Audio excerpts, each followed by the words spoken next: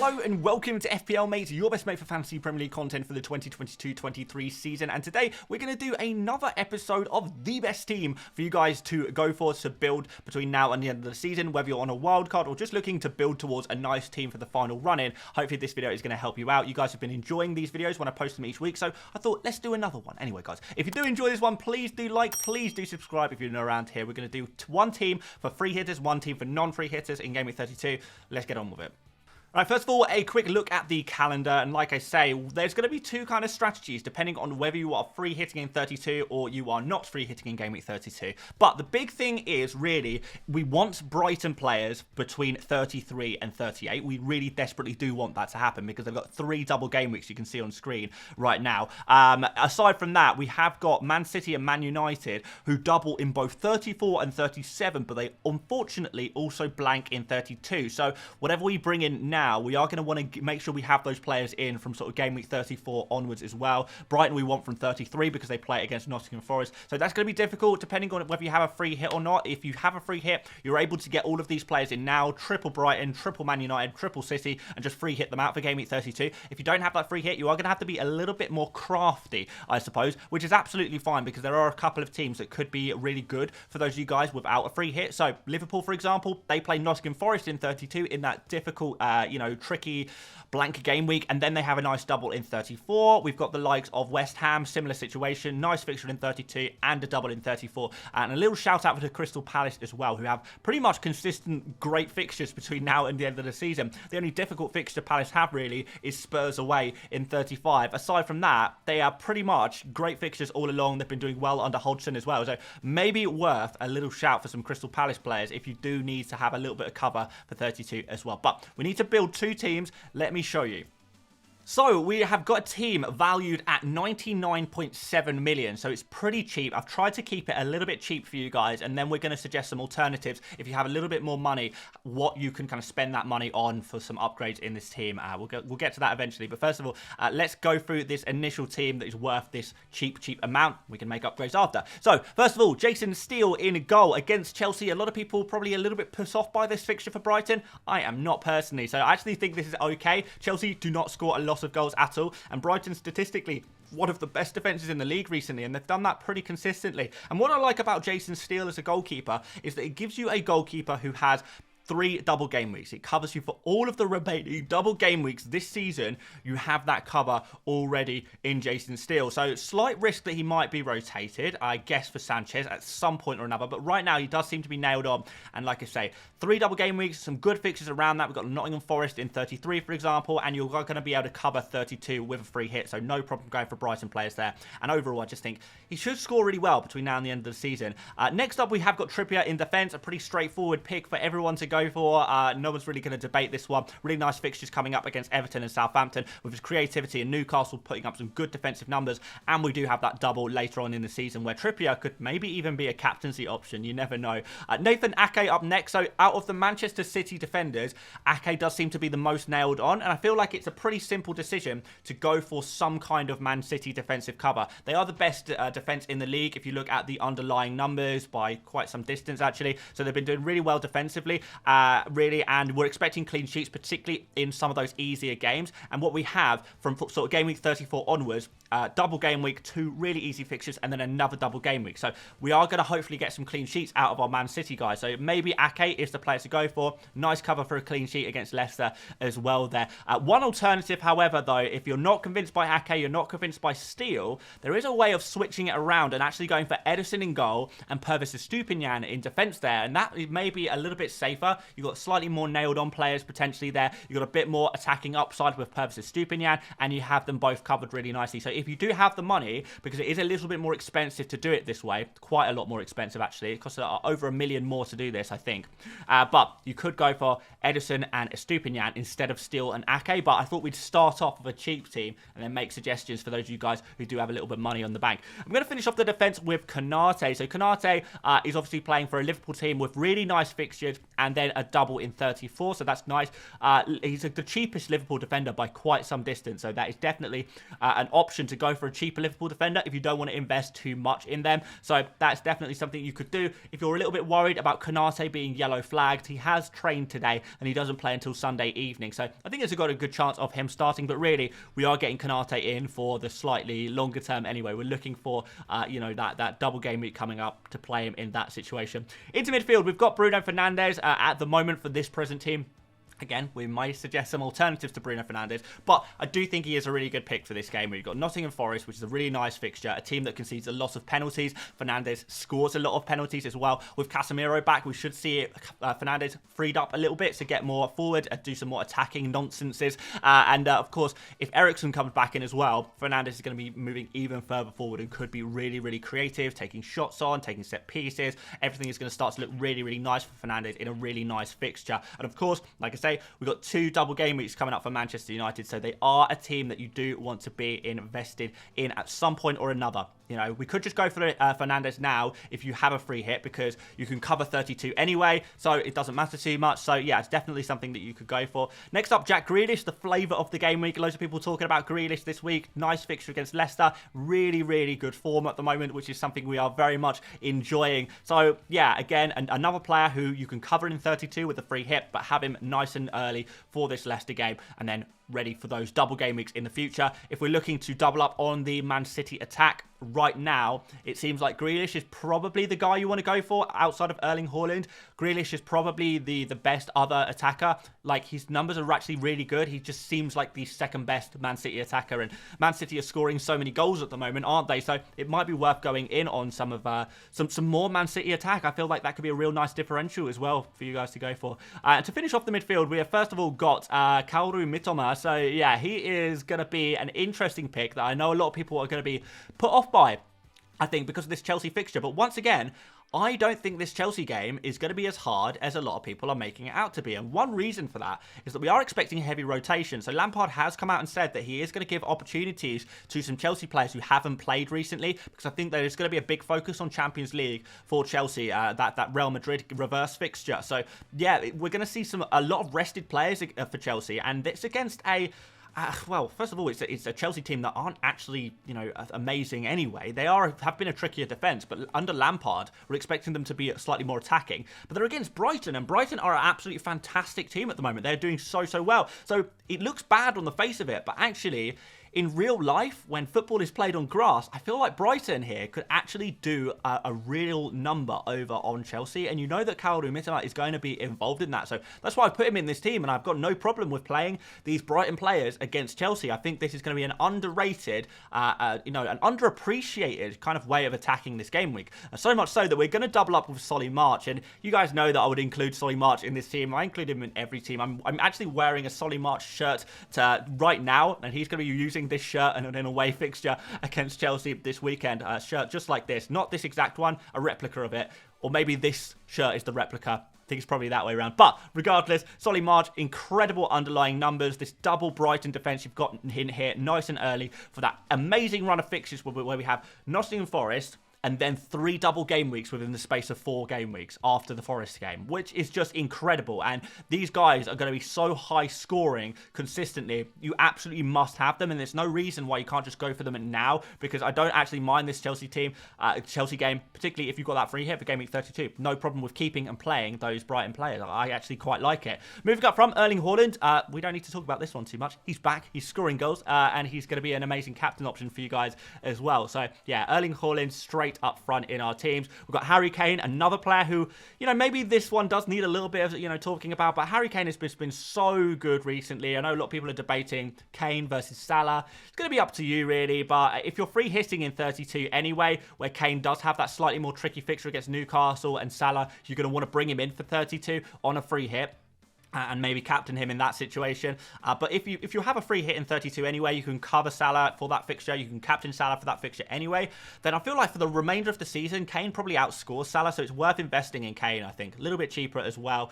He doesn't take up one of those valuable midfield slots, I guess, and yeah, I back him to score in this Bournemouth game for sure. Like, we saw what he did against Nottingham Forest, when he actually got a decent haul, but aside from the decent hauls, he's just scoring so consistently anyway, so you're pretty much guaranteed points from Harry Kane. Is an absolute no-brainer. We're going to finish off the attack with Ollie Watkins. I'll say it once again, the best attackers in the best form will score against anyone. You know, good form attacker will score against anyone. It doesn't matter if the opposition is difficult, and this Newcastle game, in fairness, is difficult, but I'm still backing Ollie Watkins. I think he could do pretty well, and we are going to want him for some of those future game weeks as well, where we feel like he could continue his good form. So yeah, Ollie Watkins straight in the team. I feel like he should be a player who sticks around if you already have him. If you're wildcarding into a brand new team, I would make sure Ollie Watkins is part of that as well, like this team. Going on to the bench, guys, we've got Iverson, so nice, cheap, 3.8 million goalkeeper. You're not going to play him against Manchester City, but he could technically be cover for you in future game weeks. Leicester have some okay fixtures, to be fair, in future game weeks. So yeah, not bad to have on your bench. You don't really need to spend too much money on goalkeepers at the moment. If you're not bench boosting, you may as well, you've already used your bench boost. There's not really much point in going for 2 goalkeepers. You can probably just pick one that's good for the rest of the season. And I think Steele and Edison, those 2 guys in particular, are very much in that bracket with the double game weeks that they have, and you know, playing for good defenses. They're pretty decent picks. So Iverson on the bench is absolutely fine. We've got Botman ready for the future double game week for Newcastle. They're going to double in either 35 or 36. So it'd be nice to get double Newcastle ready to go for that. Particularly if Newcastle double in 36. That could be really nice, because that would be fixtures against Bournemouth and Brighton, which would be amazing, wouldn't it? So yeah, we could look to add one more Newcastle player in later down the line, but it's nice, again, to be prepared for that double game week in the future. And finally, we're finishing off the bench with 2 players that you probably think is a little bit controversial, particularly for a wildcard team. But if I was wildcarding right now, I genuinely would include these 2 Manchester United players. Genuinely. So first of all, Luke Shaw actually has a very decent chance of being available for Game Week 31. So you could actually start Luke Shaw instead of Konate, for example, or, you know, maybe Trippier if you really want to. Not sure I recommend that one. But yeah, you could definitely actually afford to start Luke Shaw in this game week, because there's a good chance of him playing. And if he does, he is going to be playing at centre-back. But what's more important is we have enough cover in a team like this where it's okay to bench Luke Shaw for one game week, because we know he's going to be back for Game Week 33. Man United don't play a fixture in 32 anyway. You're going to be free hitting in Game Week 32 anyway, so you don't need the likes of Shaw and Rashford for the next 2 game weeks. You don't need them. You can cover them with other players. Rashford as well. The latest on Rashford, which has changed my mind on him a little bit, is that Rashford is going to be hopefully back for the Sevilla game, which is a full 2 weeks before double game week 34. It's a week before game week 33, but Ten Hag reckons there's a chance Rashford could be back for the reverse European game against Sevilla. So in that case, he should be more than ready for game week 34. In a team like this, you don't even need Rashford for 33. You don't need him for that fixture, because you are going to have 2 Brighton midfielders against Nottingham Forest ready to go. You can have Jack Grealish. You can have Bruno Fernandes. You can have all of these other players that can play and cover Rashford. So you just want to have Rashford ready to go for game week 34, because that's when you really need him. 33, you don't need him for it technically. Game week 32, you're free hitting anyway. Game week 31, we can cover with other players. So as long as you're happy to bench Rashford for 31 and potentially, but probably not, game week 33 as well, it's probably just worth keeping him. If you have that cover, it's absolutely fine to keep him. Don't worry about him dropping in value. It doesn't matter. You're going to buy him back either way, no matter what you do. So it doesn't really matter too much. So yeah, you're guaranteed to buy Rashford back anyway, and I think in general, and this is not going to apply to everyone, but those of you guys who are free hitting in 32 and you don't need the cover, you know, you can afford to bench players in Game Week 32, you can afford to bench as many players as you want, because it doesn't matter, because you're not going to be playing them, then Rashford is absolutely fine to hold. He's absolutely fine to hold. I probably would recommend for most of you guys who are not free hitting in Game Week 32 to potentially sell Rashford, but if you are free hitting in 32, keep Rashford. I think he's fine. Finally, let's suggest some transfers. So Game Week 32, we're going to be free hitting, so we would only be able to transfer from Game Week 33 onwards, and I don't have any suggestions for you guys, which is what I love about this team so much. It already has 10 doublers before game week 34, and then you can add Trippier and Kane to complete that 11. You know, Trippier and Kane in single game weeks, Trippier against Southampton, Kane against Liverpool, they're not exactly bad single game week players, so that's absolutely fine. We already have 5 doublers for 36 with our triple Brighton and double Newcastle. We can add one more Newcastle player at that stage potentially by game week 36, and then we already have, because we've got triple United, triple City, triple Brighton, it leaves us with 9 doublers for game week 37 as well, with the addition of Trippier and Kane. So this team is really good to go, so much so you don't even need this exact team right now. If you have something close to this and can use your transfers to build towards something like this, using those free transfers, then I think you're going to be in a really good situation for the rest of the season. I absolutely love this team. If I could snap my fingers and have this exact team right now, I feel like I absolutely would. But I do have a little bit of money in the bank with this team. For me personally, I do have a little bit more team value, and maybe so do you. So let's make some suggestions for some alternatives. Alright guys, so we're going to pop some alternatives on screen right now, guys. Yes, the budget, the animation budget at FPL Mate Studios has increased. But yes, alternatives for Konate, Trent Alexander-Arnold and Van Dijk. I know a lot of people will be looking at Trent for 7.3 million, but I think there is worth considering Van Dijk. Trent is very creative, is on those set pieces, but Van Dijk has been, actually providing a decent amount of XG recently. You can never know when you're going to get that lucky goal from him, which will send you up the ranks, considering it's a lot cheaper and actually has technically better expected points over recent game weeks than Trent as well. I genuinely feel like he's genuine consideration. In previous seasons, I would have said, yeah, there's no way Van Dijk covers Trent, but Trent is just nowhere near as creative as he has been in previous seasons. So I do feel like Van Dijk is genuinely coming into the conversation a little bit as kind of Konate alternatives here. So if you have the money, I would really consider that upgrade. Of course, you could do Fernandes to Salah. If you really just prefer Salah, even despite the fact that you're free hitting in game week 32, then that's absolutely fine as well, as long as you have the budget to do it. But what I would say is it is difficult to get all of the players that you want right now. I know you guys are probably going to want to have Trent and Salah and Haaland and Kane. You're not going to be able to afford everyone for the most part. So you're going to have to make a sacrifice somewhere, and that's okay. That's part of FPL. If FPL, you could have unlimited budget and just pick whoever you wanted all the time, then it would be too easy and it would be too boring as well. So yeah, pick wisely, pick the players you want to go for. If you don't fancy Grealish, or you don't want to buy Grealish necessarily, if you're just using your free transfers, you already have Martinelli in your team. I think Martinelli is an absolutely fine alternative to Grealish, and then you would look to swap Martinelli out maybe for Grealish from game week 33, game week 34 onwards. So you can make that Martinelli out switch a little bit later. Of course, Martinelli quite nailed on for this game week as well, which could be useful to you guys. And if you want to go for Isak instead of Watkins, then that's a possibility as well. He would be the kind of third Newcastle player I'd be looking to add it in later anyway, probably between Isak if he can get himself nailed on, or maybe Joe Willock. He's got some really good numbers and he's really cheap as well. So those are kind of the Newcastle players you'd be looking towards anyway. There is an option to go for it now, but I feel like I would wait for later personally, because Watkins is just doing very well. But still, there are plenty of alternative kind of players you could go for in a team like this, depending on your budget. But with that team done, we need to make some suggestions, some kind of alternative players you could go for if you do not have that free hit and you need to be a little bit more crafty to navigate the blanks and the doubles.